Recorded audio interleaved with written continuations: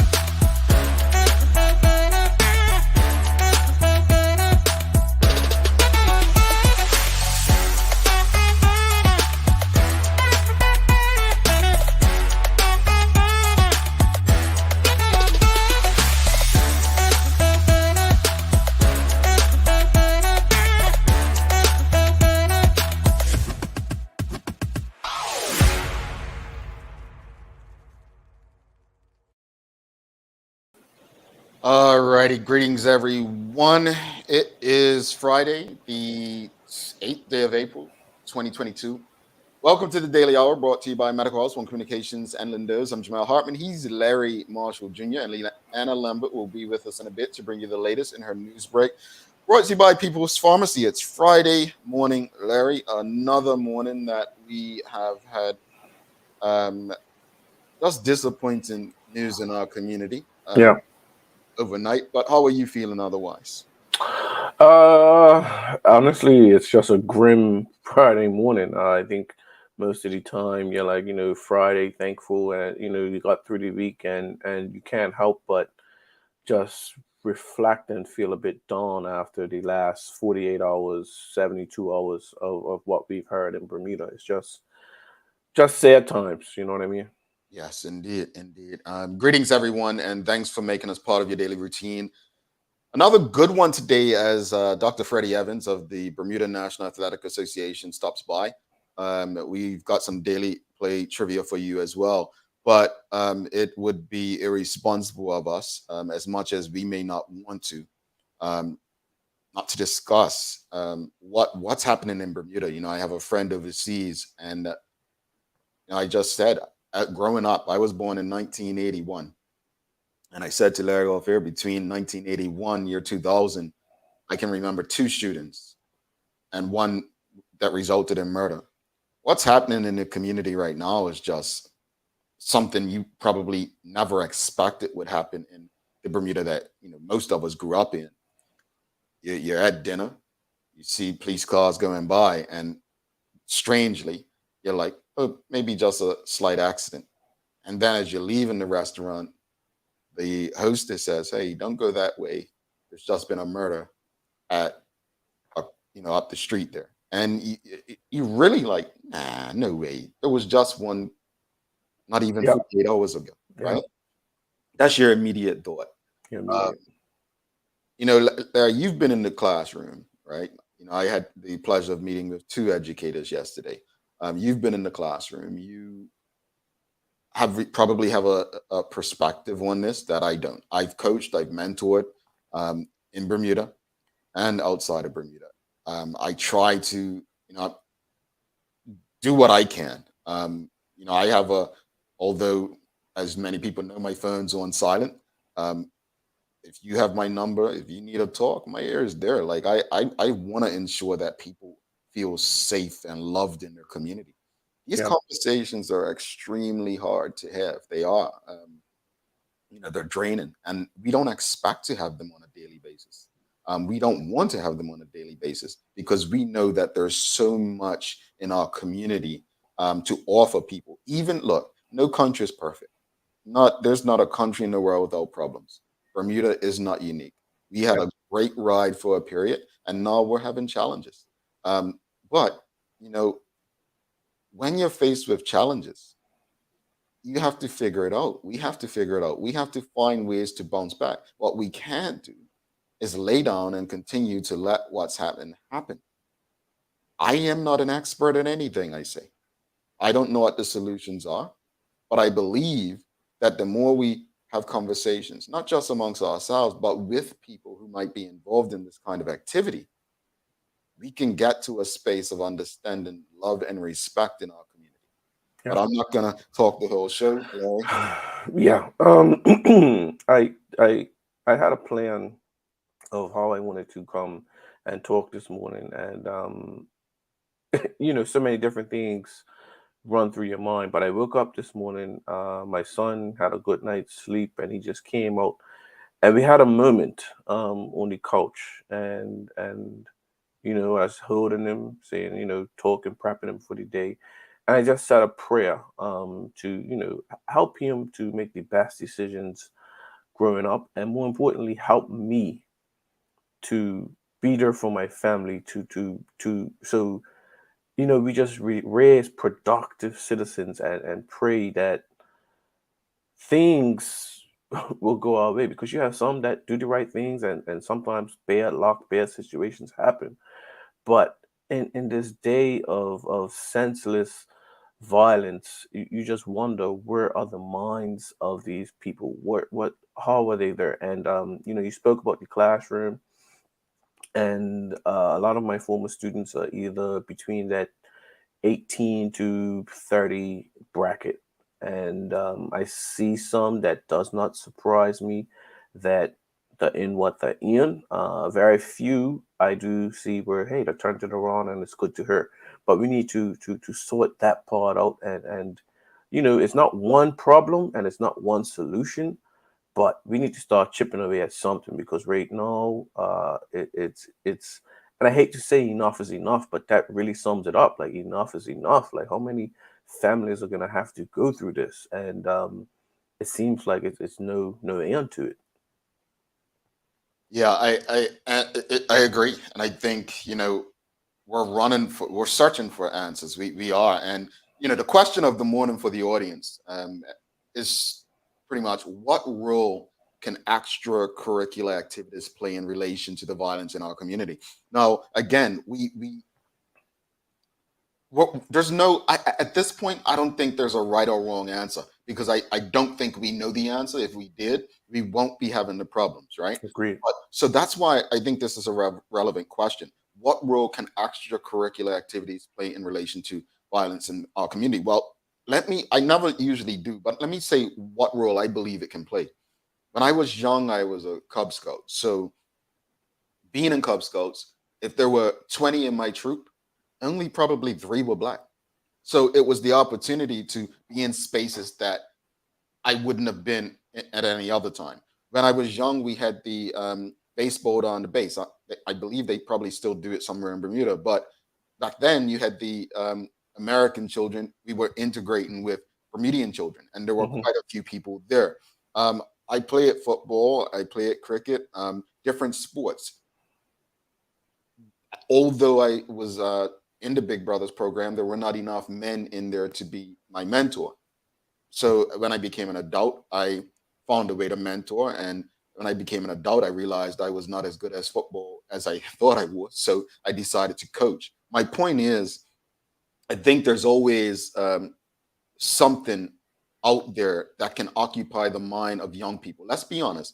I'm no expert in psychology and I'm not an educator, but I think we can all agree that young men, young boys, their minds are like sponges.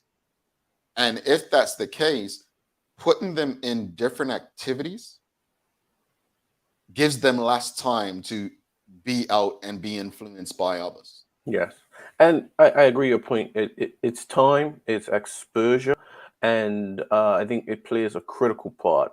Not as big as sorting the home life out, and I think Correct. we don't have to talk about it there. And we talked about it yesterday, you and Sherry.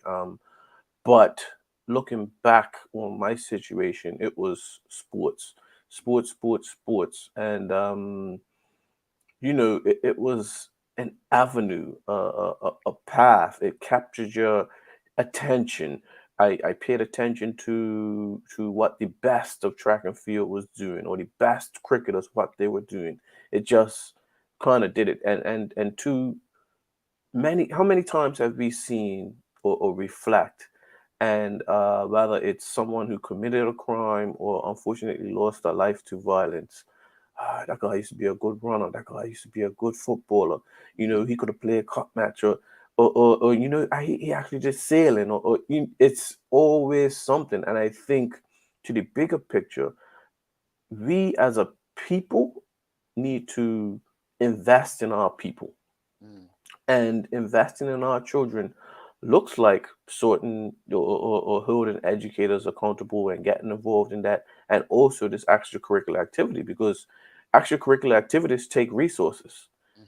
and if we don't have those resources to make those activities work, it's pushed to the side. You know Mm, what I mean? And again, it's a vital part. Probably not the most important part. People say, "Look, I ain't got $75 to send my child here or do this," and that's what I mean. We need to make an investment, private investment, government look to invest. Something needs to be done, because I think this can be a way to help keep our kids, because girls are included also, yeah. engaged. Yeah. And I think Michelle White just echoed what you just said, Larry. She says, I'm no psychologist either. But in short, everyone needs to experience a win. Agree with extracurricular activities, but some are very expensive. Yes. Need sponsorship to take advantage. But again, and I'm glad both of you mentioned the cost of it, because that's when the greater community comes in, the investment.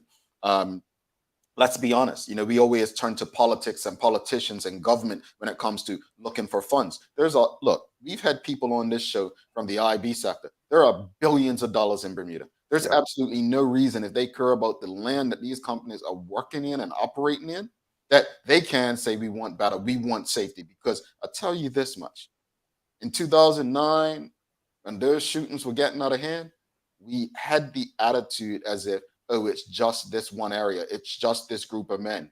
It's spread.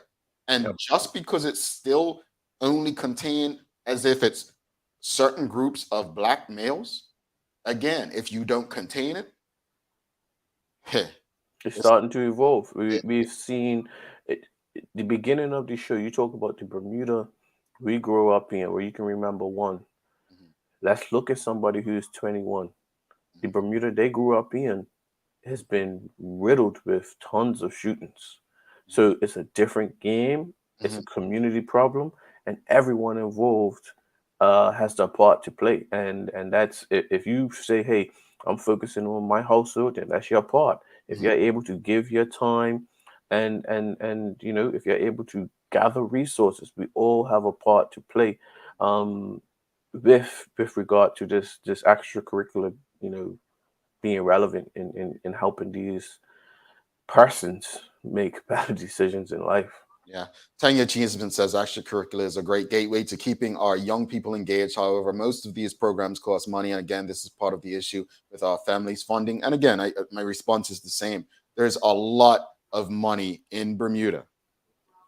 Instead of asking the government for funds and money, ask the government to create policies that ensure that a certain level or number from companies making a certain amount. We talk about taxes and individual taxes, but companies who make a certain amount of money, maybe we go to the IB sector and say, look, this is what we need to keep things going and keeping the economy safe for you and yours. Again, I don't know how that would work. I'm just throwing stuff out. I'm staying in my lane in terms of I'm no expert at this, but we Yeah. have to have the conversations to see what the possibilities are. Kelly Clark Mandera, she says, and more people need to volunteer to coach and mentor. So here's the challenge with this. Back then, I had no problem volunteering and coaching and mentoring. But Larry and I are very different. Larry has a son. You cannot necessarily, okay, some people may say, yeah, but you operate a business and this and that. But we can't expect people to volunteer in the same manner that they once did. I think it's great to ask people to do stuff like that. But we have a tough economy where some people may have to go work a second and third job and might not have the time to volunteer. Yeah. And I'd like to touch on that and go a different direction. When you are volunteering your time, be prepared for some bumps. If you're connecting with a child that comes from a situation that is not ideal, they may give you some resistance. I've seen a lot of people volunteer their time, and the minute resistance. I'm talking nice. Resistance looks like they're disrespecting you and challenge you in your face. And yeah, so many people look. I ain't got time for this. I got my end, and they're up and going. So be prepared for some bumps along the way if you're going to volunteer your time Well, I'm gonna and stuff like that. add to that and take it in another route. And hear me when I say this. What we need, if we're talking about volunteers, we need people who are not looking to fill their resume. Let me repeat. We need, if we're talking about people volunteering to help young Black men or our community at large, it has to be more than a resume filler. Agreed. Too often, we champion these people who are building political resumes. We champion people who are building a resume to get their next CEO job. This is not what our community needs. We need genuine people who are interested, have a real, genuine interest Yeah. in building our community. And that, to me, is where we've gone wrong when it comes to mentorship and volunteerism. Let's go to the, we got a lot of comments coming in, Larry. Karen Simmons for you. Extracurricular activities can play an important role in mitigating the violence in the community. Funding for young people to engage in their interests is necessary. Yeah. Chica Trot says, I do believe there are a wealth of extracurricular activities available with resources to assist those who may be in need. We have to be willing to engage. Indeed. Semcat Place says it boils down to choice. You can give the youth all the resources and investment out there. It still boils down to choice they take. Teach them to understand the consequences of their choices. No, I definitely agree with you. But I think the purpose of this conversation and question is access, Sam Place. Let's be honest, nobody in my neighborhood where I grew up knew what a Cub Scout was or Boy Scouts. So I don't think it's a matter of these resources being available and investment being available. Sometimes people don't know about them. People don't have access. So I think, that the role that extracurricular activities can play in relation to the violence is, one, making sure that everyone has equitable access, right? Yes. Yeah. So keep that in mind. Go ahead, Larry. Yeah, and to piggyback on that, I think earlier we touched on is it the home, is it the other thing, but in relation to just extracurricular activity, we want that level of access for all to have, so all have that opportunity to find something that they're able to just stir the energy towards in a positive light versus the street life. Yeah, indeed. Joycelyn Bailey says, start with free activities like the Endeavor sailing programs and the like. Well, interestingly enough, and I don't know if you remember telling me this years ago, where when you were teaching, I remember you telling me you were taking the children sailing. You remember telling me that? And I was I was taken back because I'm looking at you as a teacher, very shallow mind, and thinking it's always track or regular football, cricket, and so even just in school, like the schools doing stuff like that, how can programs be an extension of what's already being done in school, like those kind of extracurricular activities? Is there other opportunities to do that? And when I worked in the schools, the Waterwise program, and you'll be surprised that our kids, and if public school kids, did so well with that program, and you often get some instructors who are like, look, man, like, why can't we get more?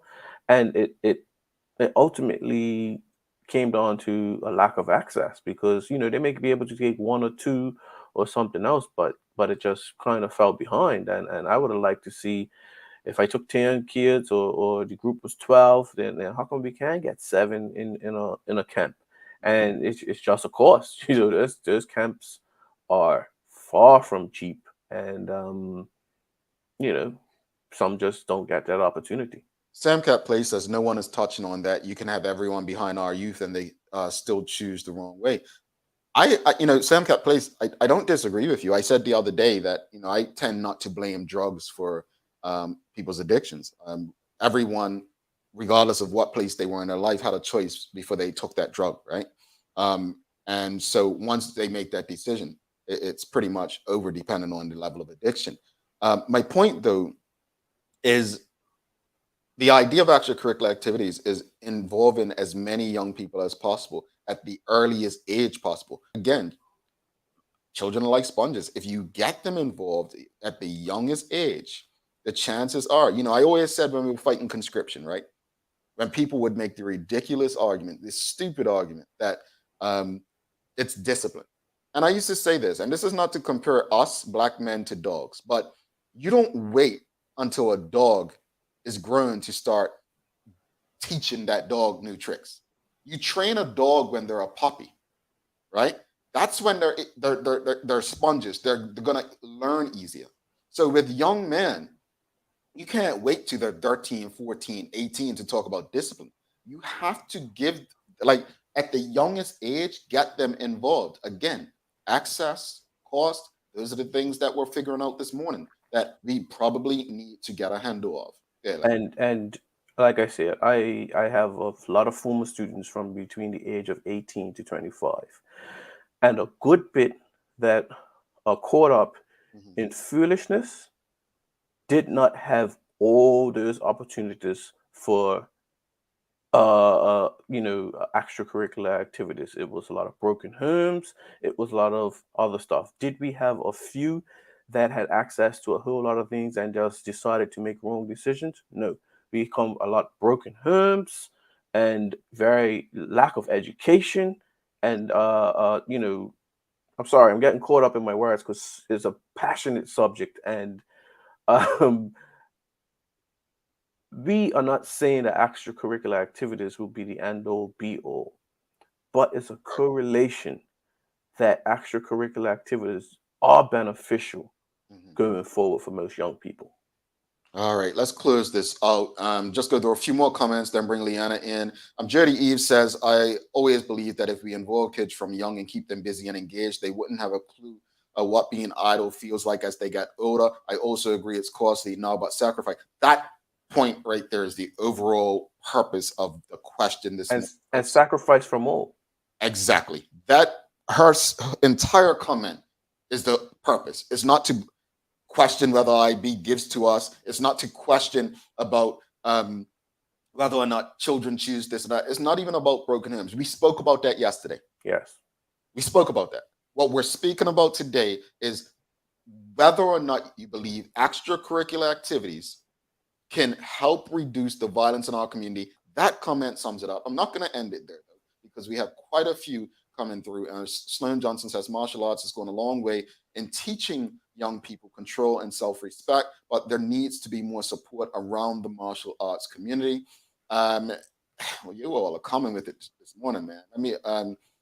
Joyce and Bailey says, parents, get your youth into mirrors as well. Kelly Madeira says, how has 2 years of COVID restrictions affected children who were on paths of competitive sport? We shall see in the future. That's a good one there. Yeah. Manuela John says, Scouts, Cubs, Brownies, etc. were connected with churches. There are less children going to churches, so the adults do not make themselves available. All righty. A lot of comments, folks. Thank you so much for your contribution. We've had a very hard week, right? And it was a week that I believed Bermuda has been, we're in trouble as a destination. Bermuda is in big trouble economically.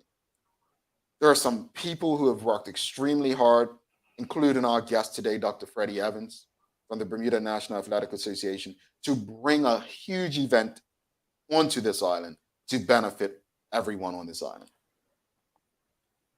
Events like this will help Bermuda and Bermudians long term. Bermuda will be on national television in the United States tomorrow. These are the things we should be speaking about and celebrating. These are the things that we should be involving ourselves and our children in and taking them and saying, look, that could be you someday. But another day, another life lost, a black life, a black male. It's become a new normal in this sweet paradise that we call Bermuda. Yeah. Our home, a land that so many of us love, has become a death trap for black men. We know work needs to be done by all of us. Only we can save ourselves from one another. You all deserve to live in a community of love and safety. And if you, and I mean this when I say it, if you or someone you know is looking for someone to talk to, I'm very accessible. Reach out. I'm here. I'm even going to put Larry out there. His there. His Yep. will welcome young men who might not even know that they have the ability to run and coach them. But we are here. If you know a young man that loves to talk, send them to me. Let's bring Leanna in. We have Dr. Freddie Evans coming up. Lee, good morning to you. How are you doing? You are on mute, Leanna. You are on mute, Leanna. There we go. How about now? I think we needed some light, something light to this morning like that. Yeah. I was like, yeah, guys, I'm ready. No, I'm not. Okay, here we go. Morning. I see that we are all color coordinated today. Oh, yeah. I guess the black was a necessary choice today. It's just something when I come on, like things just work out, right? Yeah, they did. Well, I have some beautiful sunflowers behind me and, Easter colors to try and brighten up this difficult week that we're having. So I hope people look at that behind me as I try to read this news No, seriously. some way, somehow. We need the light, Leanna. We definitely need it. We're going to send it over to you. And Dr. Freddie Evans is coming up immediately following Leanna's news break. Over to you, Lee.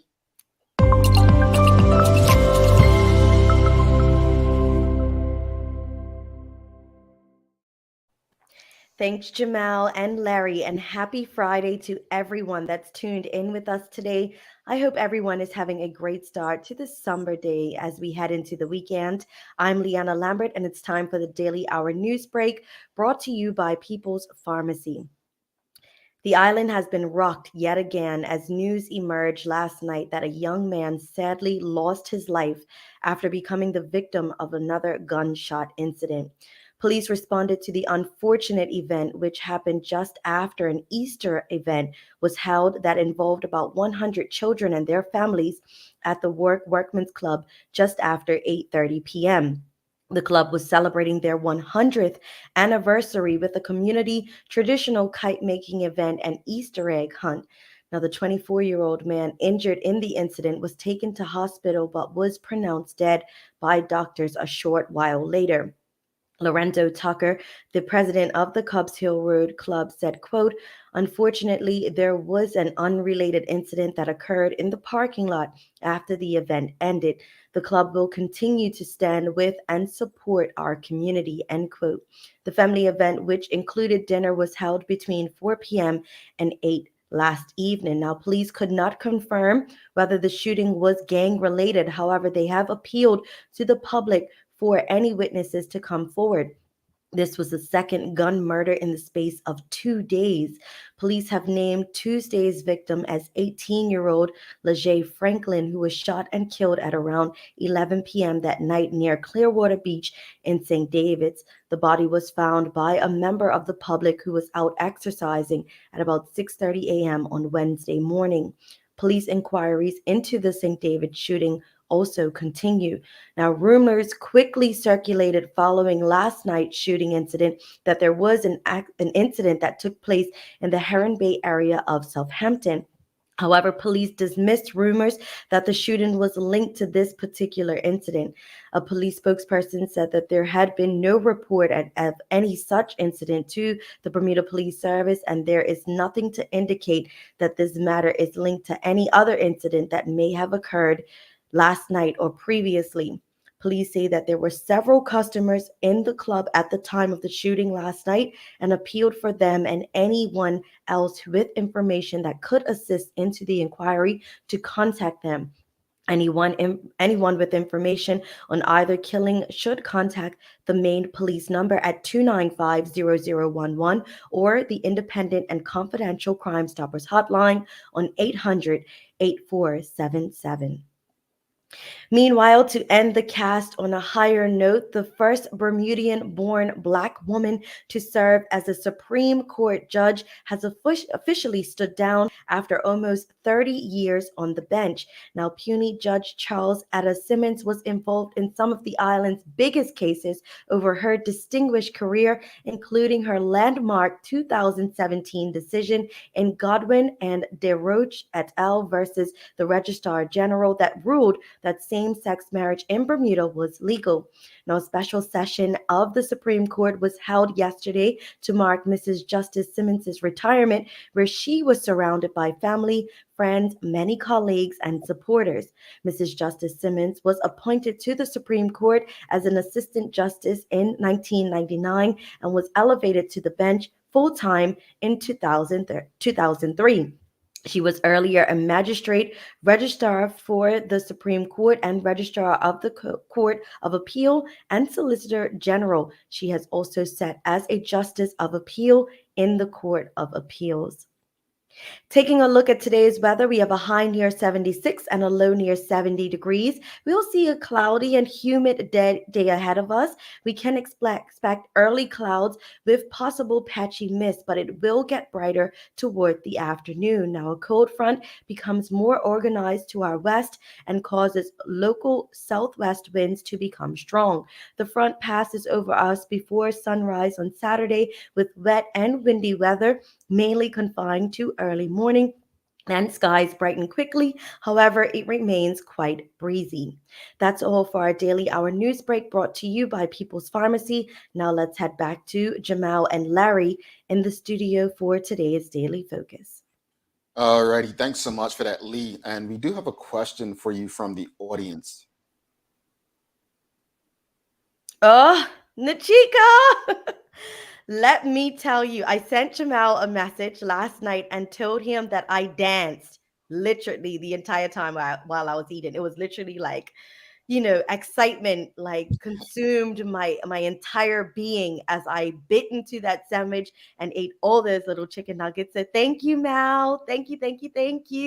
And your boy's bringing gifts and ain't told nobody. He is bringing gifts. Larry, you should have tuned into the show all week. I outed him to the whole island and told everybody that he was coming back because he was bringing me Chick-fil-A. Yeah.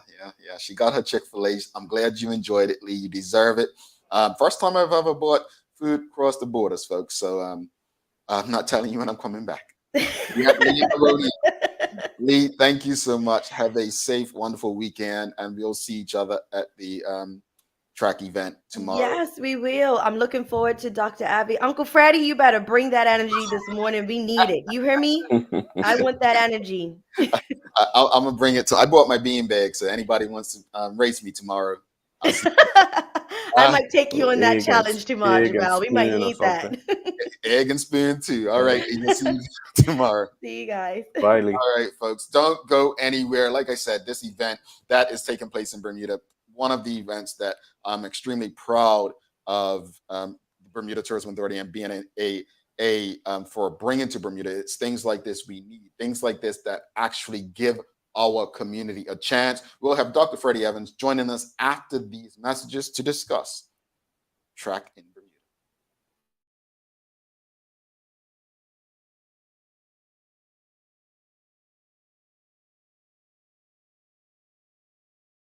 Let's face it, life can be a little wild, but shopping doesn't have to be. I choose People's, so that whether it's a prescription that needs to be filled, a toy for my little terror, or a gift for a new addition to the family, we'll see about that. Everything's available in one convenient location. Some call it People's, I call it my one-stop shop in the city. People's, we're here for you.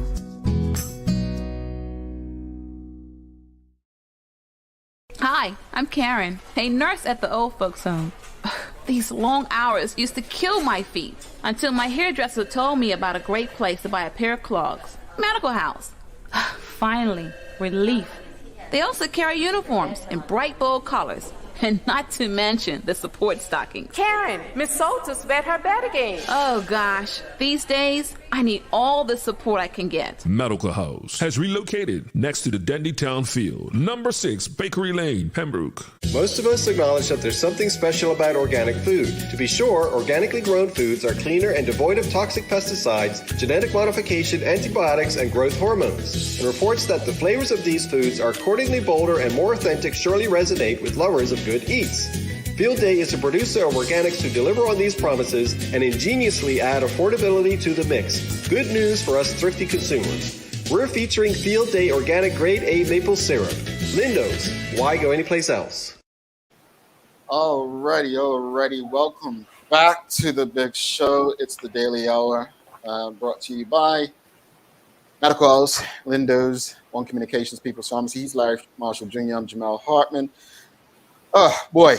Tough conversation, but honestly, Larry, I think Extracurricular kind of fits in with the conversation this morning with Dr. Evans as we bring him in to talk about not just the event this weekend, but also the track in Bermuda. But without further ado, let's bring in Dr. Freddie Evans. Good morning, sir, and welcome to the big show. Good morning, gentlemen. Good morning, brothers. Thank you so much. Appreciate that. Morning, Doc. Yes, sir. There. So before we get into the entire conversation, just explain to the audience what is the Bermuda National Athletics Association and what's your role within the organization? So you give me the opportunity, so I want to start the conversation this way. Thank you, brothers, for your conscientious efforts in the community. Really appreciate it. This morning's conversation was very poignant and timely. Great deal of respect, and you both know, because we've known each other a long time, I have a lot of opinions about the development of sport and how it impacts the youth. And so the comments from the community were right on time. In the country, we have to do better. It has to be about the development of Bermudian youth, and that's the only way we'll be able to sustain ourselves. So I thank you for doing your work. Now, Bermuda National Athletic Association is the track and field governing body. I have the honor and the privilege of being the president of BNA. I succeeded Donna Rayner, who was president for 12 years, and I was her general secretary.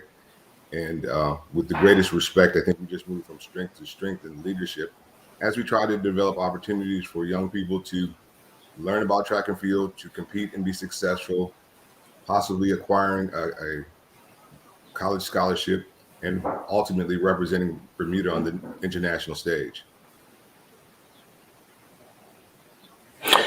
So, Doc, big event tomorrow, probably the biggest track and field event we've had to date in Bermuda. How are the preparations been going thus far? Larry, thank you for asking. It's an exciting time. We had a lot of things fall into place for us that allowed us to have a continental gold meet that's, top level, right under the Diamond League. What the region is trying to do is create opportunities for North American, Caribbean, Canadian athletes to earn points for world-class events and earn money on this side of the world. Instead of always traveling to Europe and compete, they're trying to create a series. And so we applied to get a series event, and we had the day booked, and USA needed the date because they had television commitments. So they asked us, could they partner with us? And we have been able to benefit from the partnership. Bermuda Tourism Association stepped in. And so first time ever, we have Continental Tour event right here in Bermuda.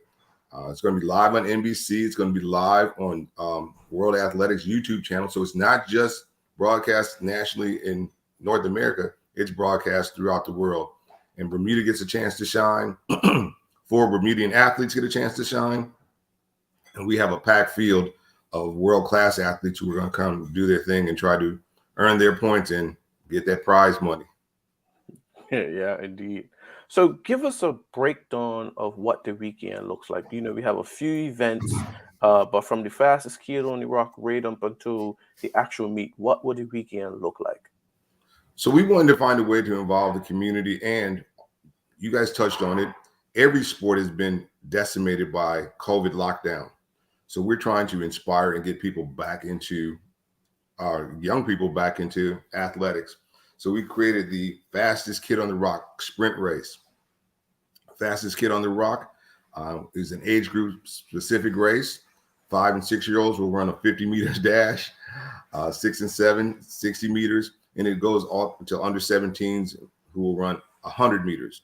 So it's a sprint race. It'll be fun and it'll be fast, and hopefully it'll get children an opportunity to get some exposure to track and field.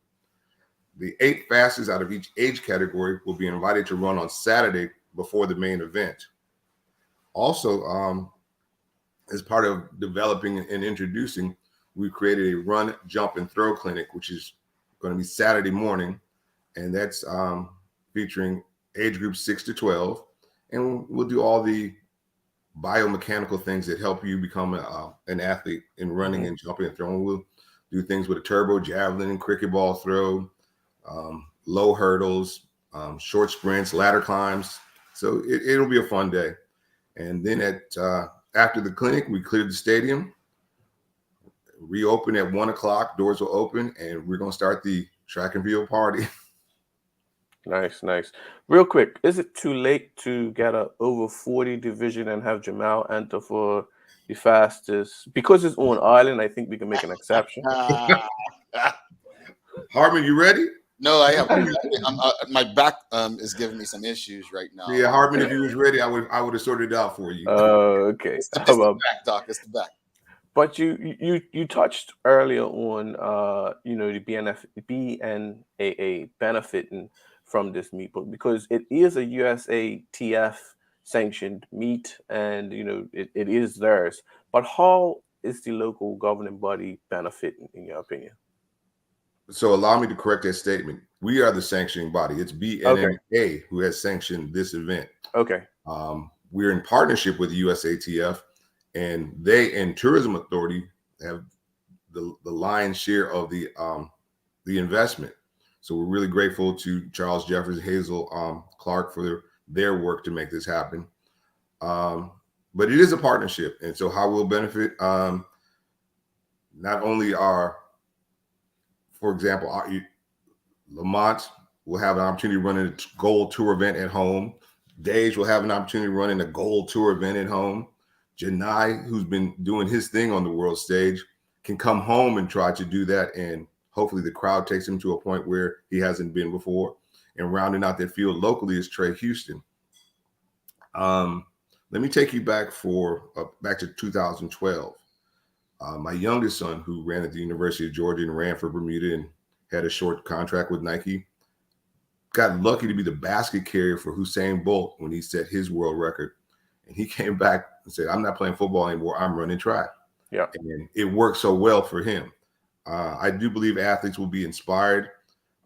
In the earlier part of the show, the pre-show, we talked a little bit about the Crifter team.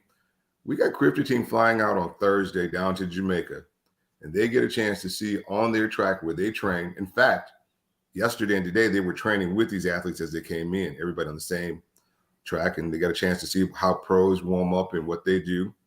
But it only can inspire them and help them get to the next level. And for those in the stands, it might change a direction of what they see in sport. Like, hey, I think I could try that, or I like what I see and I want to try. And I also want to remind parents, and this goes back to the earlier conversation, and it's a small portion of the conversation, but it's an important part. It's not always about winning. It's about development and improvement. Winning comes. I tell I'm still a Pacer coach. Every day ain't winning day. Every day is work day. Every day is do your best day. And when you do your best consistently, you'll see the wins, but you don't win every day. Yeah. You brought up something, and it hit with me just now. When I went to school and I was able to train in Raleigh, North Carolina under the 2004 Olympic coach, being in that atmosphere and seeing professional athletes and the way how they carry themselves, it was a switch that went off in my mind that made me approach things differently. I wish I would have had that 5 years prior. So for our young athletes that are, preparing for things, I think it is a valuable experience. Getting to see them, getting to touch the track with them, seeing how important they take those things serious. So I do Absolutely. that. Transitioning, you brought up Carifta. It's in about a week and a half, Easter weekend, next weekend. Next weekend. Busy time for BNAA. Yes. So how is our team looking? Give us the rundown of the team. Well, COVID did decimate us. I want Bermuda to understand, if we were able to have Carifta games, our young people would have shined. We would have had probably our best medal haul since 25, 30 years ago. Back in the Debbie Hunter, Gina Smith, now Evans, Sonia Smith, Ribs days, Mike Watson and Donna Rayner at that time. I mean, we were successful, very successful. And then we kind of had that downtime, but we are definitely improving. So this young team features some really special athletes. Jada Grant is 13 years old. Jada qualified in January for Carifta. She just made the Carifta birthday cutoff because you have to be 14 within the year. But Jada is going to surprise a lot of people in the under 17. Nell Whiteman qualified in the 1500 meters. And I'm just excited for Nell and her family because she came in January, said, I would like to try out for Carifta. She put in the work. She continued to improve in her time. And the results are there. She's on the team and she's going to do real well down there. Young sprinters, Janaz Richards, first time Carifta athlete. Jerome Richards' daughter, aka Burpee. I'm very proud of her. Naz and Burpee joined a very select family grouping of parents and children who competed in Carifta. So Jay Donald will put some pressure on Naz, so Naz, she has to get a medal because her daddy didn't, but that's between those two. Good stuff. I want to talk about Janaz James for a real brief moment. Janaz is under 17, but we put him in the octathlon, and that's going to be a hard event for him, the 8 disciplines. But he is the kind of athlete I think who will grow to the occasion. And, sometimes you have to have exposure to understand and be able to do that. So without any other octathlon competitions, Janaz going into Carifta, and he's going to surprise people too. All right. Well, good stuff. All right. And with Bermuda opening up, what can we, the public, expect from I always want to say Bermuda Track and Field Association. It just comes off for years. I said it. Absolutely. But what can we expect from track and field for the remainder of 2022? Well, we have a full calendar. One thing, we haven't internally, we're talking about, it's a busy season right now, and it's chock-a-block with events, but we still have to do the national championship. And we're trying to do a national championship a little bit differently, where we can invite Americans from northeastern states who just completed high school to compete with our athletes. Part of our small size, as you know quite well there, inhibits what we can do competition-wise. You're always running against the same people, always doing the same thing. So we're going to try to bring some kids down and do a little different and expand on that and make it won't be the USATF Bermuda Games, but it will be something special. All righty. We've got a lot of questions, comments from the audience. If you have any questions or comments for Dr. Evans, I will do my best to get through as many as possible. Joycelyn Bailey says, I do love that our youth are given the opportunity to train with the best. Great job including them. Jamila Godwin's asking, Dr. Evans, at one point you were heavily involved in the basketball community with holding a great basketball camp for the youth. What made you transition from basketball to track and field? Thank you, Jamila. I was always involved in track and field. My wife was a track athlete, and when we were teaching and coaching in the States, I would go out and help her team and officiate. So I've always been around track. I ran a little bit in high school, and I actually tried to walk on the college team only to see her. So I didn't make the team, but the rest worked out. So, I mean, real quickly, I left Cedar Bridge and I wanted to become a principal. So I wanted to go back to school and enhance my resume. And while I was gone, other people started doing basketball camps. And at the same time, Aaron and Ariel, my sons, got more involved in track and field. So the same conversation we're having about parents being involved, you're involved in what your kids do. And so I became more involved with Pacers. And now Aaron is my youngest, and he's 32, and I got about 23 years of Pacers. So there you go. Oh, interesting. No, yeah, follow the children. If they would have stayed if they would have done basketball, he'd still be in basketball. Folks. There you go. I remember the basketball camps. People used to be excited. Was it Craig Hodges used to come? Yes. Yep, Craig Hodges. That, if you don't know, Chicago Bull. I knew. Yeah, the 3-point champ. Helped Michael Jordan get those first 3 rings. Yep. Nichika Trott's got a question. She says, what impact do schools' PE programs help with the development of track and field? Yeah, you better take that, Evans. You know what I mean? Well, with the greatest respect, I have to navigate educational questions because of how we've had an agreement that I won't comment or criticize. So I'll speak very generally about what PE can do and how I see it being in the schools. So I think part of our problem is we're asking PE teachers to do too much. Yes. PE teachers have to teach a physical education curriculum in health, which is developmental. I believe coaching is specialized, and we should develop a way to bring in coaches to specific sports. And I had some ideas about that, but you can't ask a PE teacher to be the guru of 9 different disciplines. And you want them to play cricket, softball, football, basketball, gymnastics, track and field. And the calendar just becomes chock-a-block, and there are only 1 or 2 PE teachers in the school. So I'm a big proponent of bringing in coaches to help to develop that, still be part of the schools. And those of you who went to school in North America, you've seen that they pay coaches. Okay. Yes. I coached in the States, and I coached basketball, baseball, and football. I was paid separately for each one of those disciplines. We don't do that. We expect people just to do it out of the kindness of their heart. And historically, PE teachers have, but it's more diverse, and we need more things now. And so I think we really need to change that.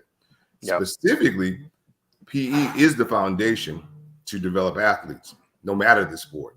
And so we have to, and unfortunately in Bermuda public schools, physical education time and classes have been diminished. We pay more attention to other things.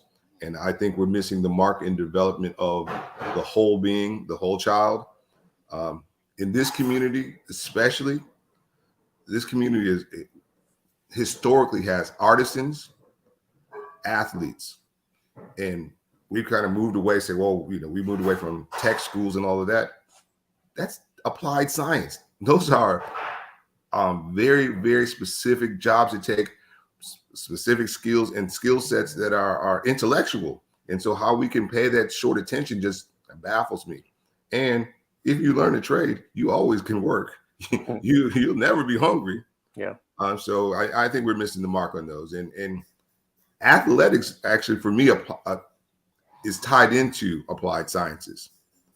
It's the same kind of concept. You're learning a skill that you're applying, and possibly could be a trade for you. Yeah. All right. One last comment from Karen Simmons says, Doc Freddie, commendations to your leadership /vision /support, ensuring that sports competitions at CBA, Cedar Bridge Academy, were started as they were not seen as important when the school opened in 1997. Yep, agreed. That loud voice up there, Dr. Evans. Hey, I appreciate her, Ms. Simmons, saying that. I thank you. And those are things we believe. So I do appreciate her acknowledging that, and I'm humbled by that. Yeah. Before you head out, because we are out of time, we literally are. But I just want you to answer this morning's question, right? We had the question, obviously there's a lot going on in Bermuda. What role can extracurricular activities play in relation to violence in our community?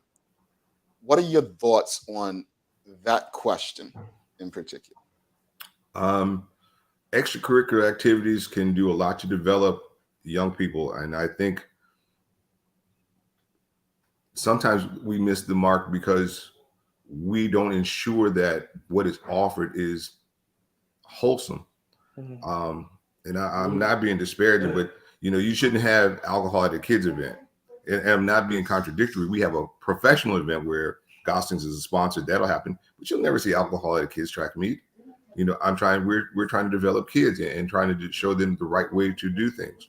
Also, you have to, when we say develop the environment, ensuring that they have support from the officials, ensuring that people don't abuse the officials. I mean, you are destroying the game you say you love when you treat people that way. I had the opportunity, we were talking to Cal Simons, and he was saying, after 18 years of referees, one of the players down at the rec put so many forks in him that he had feathers. He could fly after that. And he's like, that's the last time I'm not taking abuse from these a young person like that. In a real sports world where you're developing athletes, there's consequences for that kind of behavior. And that helps to teach the discipline, Jamel, you were referring to. And it doesn't start, at adulthood. It starts everything that you do. There's consequences now. I'm a big proponent of, and some would say maybe to a fault, of second chances. We don't kick anybody out. You have to learn from your mistakes. You have your penance, and then you come back, and you come back to open arms. And we expect you to learn from that. So I really believe extracurricular activities of all brands help to teach young people a lot in their development. And the more we can enhance it, the better. I must chuckle, because I worked under Mr. Evans, and you're right. You're the second chance. He likes a second chance. I'll be heated. And this kid's walking back. But at the end of the day, it was all love, and we just want just working parts to work. So, I am thankful for the work that you guys are doing, and I'm hopeful that this event this weekend is off the chain. Thank you, sir. Appreciate it. Bermuda, please come out. If by chance you can't come out, on NBC at 3:30, we'll be live in prime time, or you can go to YouTube and look up World Athletics. But we hope the stadium is rocking. I hope the whole island feels it. Celebrate these athletes, especially our 4 homeboys, and I hope they will do well. There's no doubt about it. Okay, in front of a Bermuda crowd, they're going to do their thing, and everybody have a good time and enjoy it. Gentlemen, thank you again for the work that you do and this opportunity to talk. Appreciate you both. Dr. Freddie Evans, everyone, thank you so much for trusting our platform. Look forward to having you back again sometime. Thank you, brothers. All right, Doc. All right, Dr. Freddie Evans, if you appreciated that conversation, give us a thumbs up, a love, a like. Thank you to the work that they're doing out there. Larry is a track person. You all know I'm a egg and spoon beanbag guy, so I look to him when it comes to this stuff. But we're going to come back, wrap it up. We're going to actually have a little daily play as well. Please, please, please share these kind of conversations. From the discussion to the focus with Dr. Evans, it's all one. Yep. It complements each other. Stick with us. Don't think we're going to do a giveaway after this as well. We're going to give you the hashtag to put in for today's giveaway. A lot happens around your home. That is why at One Communications, we have introduced affordable security and video monitoring, because everyone should be able to afford to protect their family. Anytime, from anywhere, One Home Security keeps you connected and puts security in your hands with an easy-to-use smartphone app to control everything. Home security is important to keep you and your family safe. Motion-activated cameras around your home and security monitoring within create a complete security system providing protection both inside and outside your home. Professional monitoring means that there's someone on call with 24/7 protection to notify the authorities and help keep you and your loved ones safe. We are dedicated to whole home protection with indoor and outdoor cameras, smart door locks, motion sensors, and more, so you'll always be connected to what matters most. With professional installation, no upfront hardware fees, and low monthly rates, because keeping your family safe should be affordable for everyone. Total home video monitoring and security, there's no better way to protect your home than with One Home Security.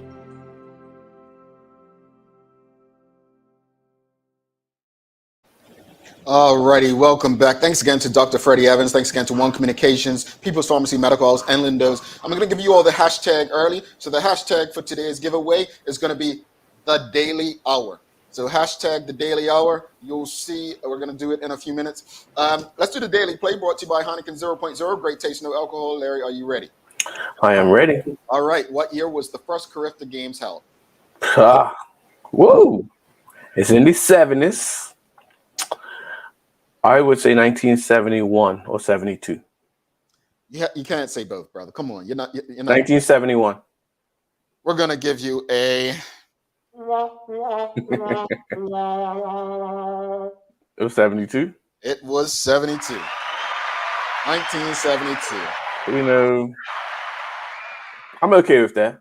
Yeah, you went Sherry, then you came back Larry for a minute. But the Carifta Games were founded by the Caribbean Free Trade Association, and the first games were held back in 1972, folks. So as Dr. Freddie Evans said, we've got a good contingent going this year. Let's get behind them. Let's support them. Don't forget today's Sam Cat Place actually got it. She said 1972. So she must be an athlete. She must know what's going on because I wouldn't have known that. Hashtag today. Oh, look, Sherry's giving it to you, bro. Sherry is giving it to you. Yeah, you're right. And it was a close one, but at the end, it was still incorrect, Sherry. So I you know, a loss is a loss, whether it's close or you got beat handedly. So today's hashtag, folks, the Daily Hour. We'll do the giveaway in a few, so you still have a chance just to type in the comments the Daily Hour, hashtag the Daily Hour. Larry, final thoughts on today's show discussion and focus with Dr. Evans. I think it was very timely. It definitely connected one segment, the discussion, to the main conversation with Dr. Evans. He talked about coaches being paid and stuff, and I think that is an example of the investment I was talking about in the discussion. Come out and watch the games, guys. This is something big for Bermuda, and let's have a good weekend. Yep. Let me remind you all, don't forget to subscribe to our YouTube channel and our website. I know it looks like a lot of people are still watching on Facebook. We will not be on Facebook one day very soon. So you want to make sure you're on YouTube. You want to make sure you have access to our website. That's where you're going to get majority of the information about upcoming episodes. Discussion this morning, again, there are so many different conversations we're having regarding the murders in Bermuda. But as I said on Facebook, I'll actually read my Facebook post from this morning because that sums up my thoughts. And it's pretty much, it said, "Dear Black men, death, prison, or a lifetime of paranoia are the only results to thug life. Get out now and do better. You are loved and the community needs you to take your rightful place as fathers, sons, brothers, uncles, nephews, cousins, friends, entrepreneurs, leaders. You deserve better. Give yourself a chance to live better because no one can save us from ourselves but us. As a fellow Black man, I'll make myself available to be a listening ear and do what I can to assist. Reach out with love, fellow Black man." And that really sums up my thoughts about extracurricular activities and Black men in Bermuda. I actually will say this: I love Black men, and I will do my part to ensure that we give ourselves a chance. Yeah, we have to give ourselves a chance. Dr. Freddie Evans, thank you so much for coming on. I know Larry is very passionate about track. I love track for what it has done for people like my good friend and brother Larry and his family. So Bermuda, get out tomorrow. Let's support. Let's check the giveaway. Let's see what we're going to do. Let's see who is going to be today's winner. Hey, how come I'm never eligible for these? No, you can't. You can't win what you should already have. We're giving away what is it? I don't even have one yet. One of the mug things the travel mugs. Here we go. Let's do this. Let's do this. Here we go. Draw is on. Who's the lucky winner today? We need a drum roll up in this piece. We need a drum roll. All right, Pierman Christine, or is it Christine Pierman? You are today's lucky winner. So let's give you a round of applause. All right. Congratulations. I really do hope you all appreciated today's conversation. Make sure you share these kind of conversations. I'll end it with this comment. Joyce Bailey says, "We need more Black men saying that they love Black men. That needs to start trending." Well, I love you, Larry. I love you too, my boy. Thank you, my brother. Thanks again to our partners, Medical House, One Communications, Lindos, and People's Pharmacy for ensuring that we're able to do this with you on a daily basis. As always, we appreciate you, we love you, and we thank you for making us part of your daily routine. If all goes well, we'll be back to do this again with you on Monday. He's Larry Marshall Jr. I'm Jamal Hartman. My friends, make it a safe and great weekend. We are out. I don't have my mug this morning, so this is what I'm drinking, folks. Big, yeah. All right. That's one. Shante and Keitha. Have a good one, everyone.